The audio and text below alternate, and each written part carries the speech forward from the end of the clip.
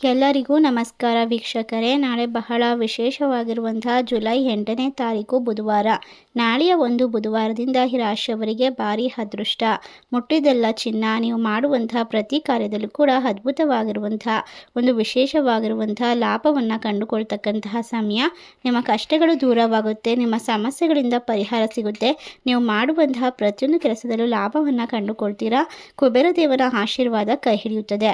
ಹಾಗಾದರೆ ಯಾವ ರಾಶಿಯವರಿಗೆ ಕುಬೇರ ದೇವರ ಆಶೀರ್ವಾದ, ಸಂಪತ್ತು, ಸಮೃದ್ಧಿಯಲ್ಲಿ ಹೆಚ್ಚಳವನ್ನು ಕಂಡುಕೊಳ್ಳುವಂತಹ ಸಾಧ್ಯತೆ ಇದೆ? ಯಾವ ರೀತಿ ಕಷ್ಟಗಳಿಂದ ಪರಿಹಾರ ಸಿಗುತ್ತದೆ?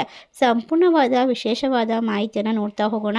ಅದಕ್ಕೂ ಮುನ್ನ ನೀವು ಕೂಡ ದೇವರು ಹಾಗೂ ಜ್ಯೋತಿಷ್ಯ ಶಾಸ್ತ್ರವನ್ನು ನಂಬೋದಾದರೆ ಈಗಲೇ ವಿಡಿಯೋಗೆ ಒಂದು ಲೈಕ್ ಕೊಟ್ಟು ತಪ್ಪದೇ ನಮ್ಮ ಚಾನಲ್ ಸಬ್ಸ್ಕ್ರೈಬ್ ಮಾಡಿ, ಹಾಗೆ ಪಕ್ಕದಲ್ಲಿ ಇರುವಂಥ ಬೆಲ್ ಐಕನ್ನ ಪ್ರೆಸ್ ಮಾಡಿ.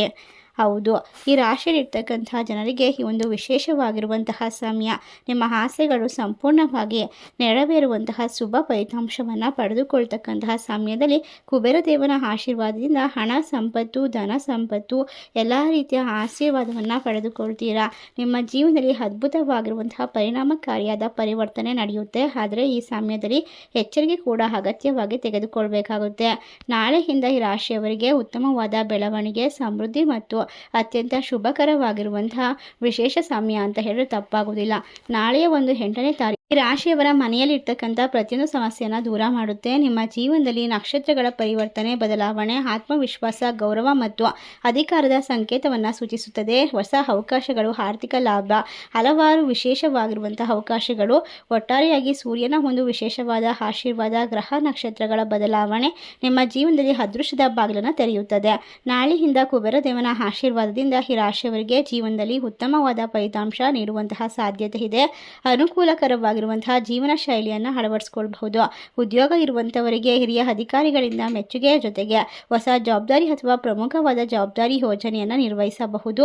ವಿಶೇಷವಾಗಿ ಇದರಿಂದ ವೃತ್ತಿ ಜೀವನದಲ್ಲಿ ಪ್ರಗತಿಯನ್ನು ಕಂಡುಕೊಳ್ಳಬಹುದು. ಹೊಸ ವ್ಯವಹಾರ ಅವಕಾಶ ಅಥವಾ ಉತ್ತಮ ಆದಾಯ ದೊರೆಯುವಂತಹ ಸಾಧ್ಯತೆ ಇದೆ.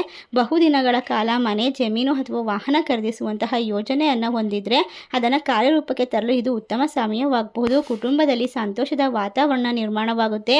ವಿಶೇಷವಾಗಿ ತಾಯಿಯ ಕಡೆಯಿಂದ ಬೆಂಬಲ ಮತ್ತು ಸಹಕಾರ ದೊರೆಯುತ್ತೆ. ಒಟ್ಟಾರೆಯಾಗಿ ಸಮಯದಲ್ಲಿ ರಾಶಿಯವರಿಗೆ ಪ್ರಗತಿ, ಸಮೃದ್ಧಿ ಮತ್ತು ಹೊಸ ಅವಕಾಶವನ್ನು ತರುವಂತಹ ಸಮಯ ಅಂತ ಹೇಳಿದ್ರೆ ತಪ್ಪಾಗುವುದಿಲ್ಲ. ನಿಮ್ಮ ಜೀವನದಲ್ಲಿ ಆದಾಯದ ಮೂಲಗಳು ತೆರೆದುಕೊಳ್ಳುತ್ತೆ. ಹೊಸ ರೀತಿಯಲ್ಲಿ ಹಣಕಾಸನ್ನು ನೀವು ಪರಿಸ್ಥಿತಿಗಳನ್ನು ಗಮನಾರ್ಹವಾಗಿ ಸುಧಾರಿಸಬಹುದು. ನಿಮ್ಮ ಮಾತಿನ ಚಾತುರ್ಯ ಮತ್ತು ಸಂವಹನ ಕೌಶಲ್ಯದಿಂದ ಯಶಸ್ವಿಯಾಗಿ ಎಲ್ಲ ಕೆಲಸವನ್ನು ಪೂರ್ಣಗೊಳಿಸ್ತೀರಾ. ಉದ್ಯೋಗ ವ್ಯವಹಾರದಲ್ಲಿ ಭಿನ್ನಾಭಿಪ್ರಾಯಗಳು ದೂರವಾಗುತ್ತೆ. ನಿಮ್ಮ ಬಗ್ಗೆ ಮೌಲ್ಯ ಹೆಚ್ಚಾಗುತ್ತದೆ. ಹಠಾತ್ ಆಗಿ ಧನ ಲಾಭ, ಪೂರ್ವಜರ ಆಸ್ತಿ ಸಿಗಬಹುದು.